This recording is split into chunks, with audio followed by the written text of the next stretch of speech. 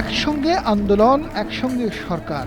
কয়েক বছর আগে শরিকদের উদ্দেশ্যে দেওয়া এমন বক্তব্য স্মরণ করিয়ে দেওয়ার চেষ্টা করছে ফ্যাসিবাদ বিরোধী আন্দোলনে থাকা বিএনপির মিত্ররা। তাদের প্রত্যাশা, যেভাবে তারা বিএনপির সঙ্গে রাজপথে আন্দোলন করেছে, একইভাবে সরকারের বিভিন্ন কর্মপরিকল্পনাও সরাসরি ভূমিকা রাখার সুযোগ পাবে। সরকারের দায়িত্ব গ্রহণের ৫ মাসের সফলতা ও ব্যর্থতা নিয়ে মিত্র শরিকদের নিয়ে বৈঠকে বসতে যাচ্ছে ক্ষমতাসীন দল বিএনপি।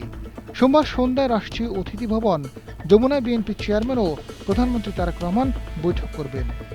বৈঠকের খবরে শরিকরা স্বস্তি প্রকাশের পাশাপাশি তাদের দাবিগুলো জোরালোভাবে সামনে আনছেন। যুগপৎ আন্দোলনে প্রায় অর্ধশত দল যুক্ত থাকলেও সংসদ নির্বাচনে শরিকদের মাত্র ডজনখানেক আসন ছেড়ে দেয় বিএনপি। এর মধ্যে সরকারে রয়েছে গণসংহতি আন্দোলন, গণ অধিকার পরিষদ ও জাতীয়তাবাদী গণতান্ত্রিক আন্দোলন এনডিএ। আসন ছাড় পেলেও ভোটে হেরে যান জমিয়াতে ওলামায়ে ইসলামী বাংলাদেশের ৪ প্রার্থী। শরিকদের মধ্যে নিজ প্রতীকে নির্বাচন করে বিজয়ী হন গণসংহতি আন্দোলনের জোনায়েদ সাকি, গণ অধিকার পরিষদের নুরুল হক নূর এবং বাংলাদেশ জাতীয় পার্টি বিজেপির চেয়ারম্যান আন্দালি রহমান পার্থ।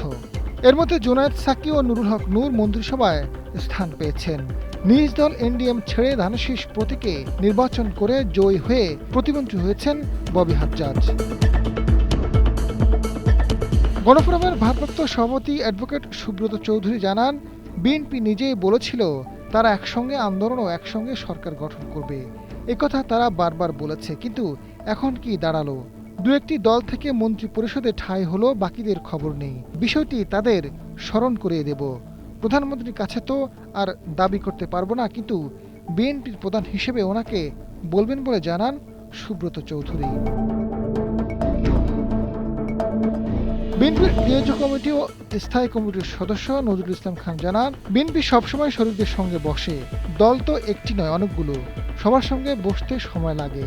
যুগপৎ শরিকদের সঙ্গে আলোচনা চলমান রয়েছে। আজাদ ফারুক, সময়ের আলো।